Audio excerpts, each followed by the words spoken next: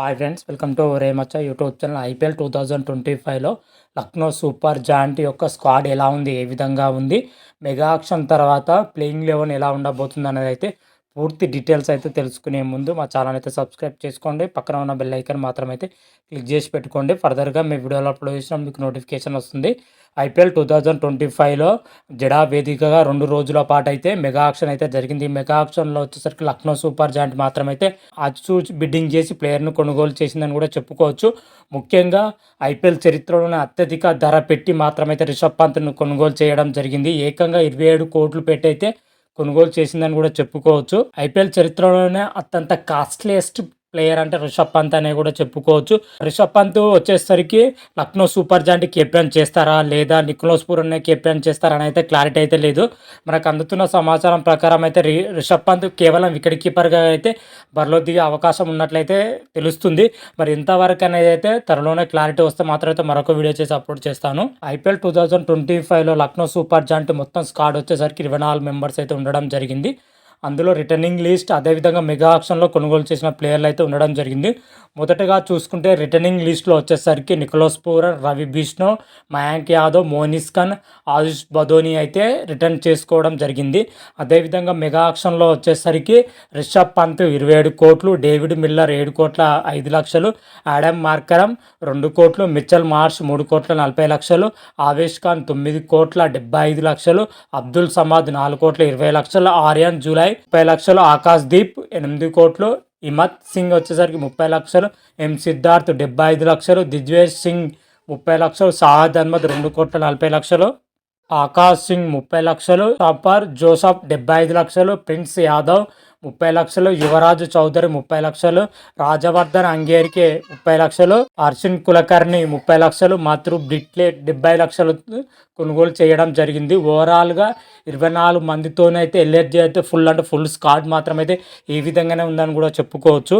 Full స్క్వాడ్లో వచ్చేసరికి combination ఎలా ఉంది, ఏ విధంగా ఉంది, ఏ ప్లేయర్ ఏ కేటగిరీ కిందకి అయితే తీసుకోవడం జరిగింది అనే విషయాల గురించి క్లియర్ కట్గా అయితే తెలుసుకుందాం. మొట్టమొదటిగా వచ్చేసరికి బ్యాటింగ్ కేటగిరీలో చూసుకుంటే డేవిడ్ మిల్లర్, ఆయుష్ బదోని, మాథ్యూ బిట్లే, హిమత్ సింగ్, జయాల్ని అయితే బ్యాటింగ్ కేటగిరీలో అయితే తీసుకోవడం జరిగింది. అదేవిధంగా వికెట్ కీపర్ కేటగిరీలో చూసుకుంటే రిషబ్ పంత్, నికోలస్ పూరన్ అయితే వికెట్ కీపర్ కేటగిరీలో అయితే తీసుకోవడం జరిగింది.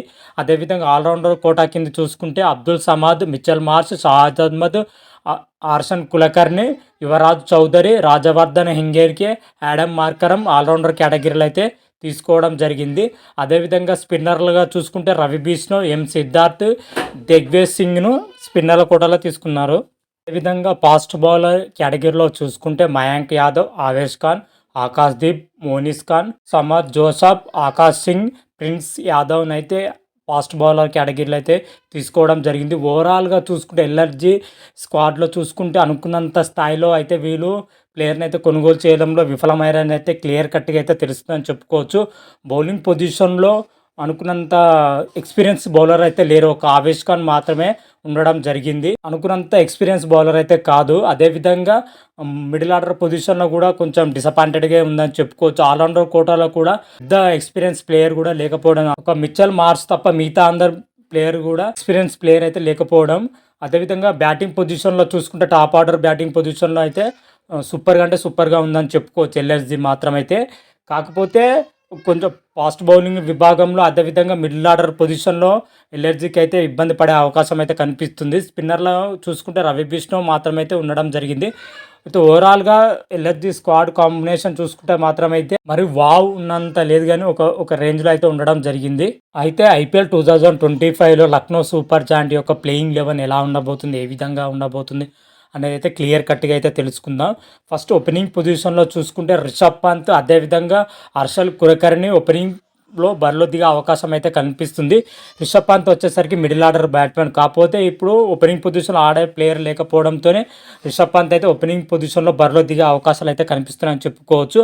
అదేవిధంగా వన్ డౌన్గా చూసుకుంటే మిచెల్ మార్ష్, మిడిల్ ఆర్డర్లో చూసుకుంటే పురాన్, అదేవిధంగా డేవిడ్ మిల్లర్ అయితే మిడిల్ ఆర్డర్లో అయితే రానున్నారు. ఆల్రౌండర్ కోటా కింద ఆడమ్ మార్కరమ్, షాహద్ అహ్మద్ అయితే మిడిల్ ఆర్డర్ పొజిషన్లో అయితే బరిలో దిగనున్నారు.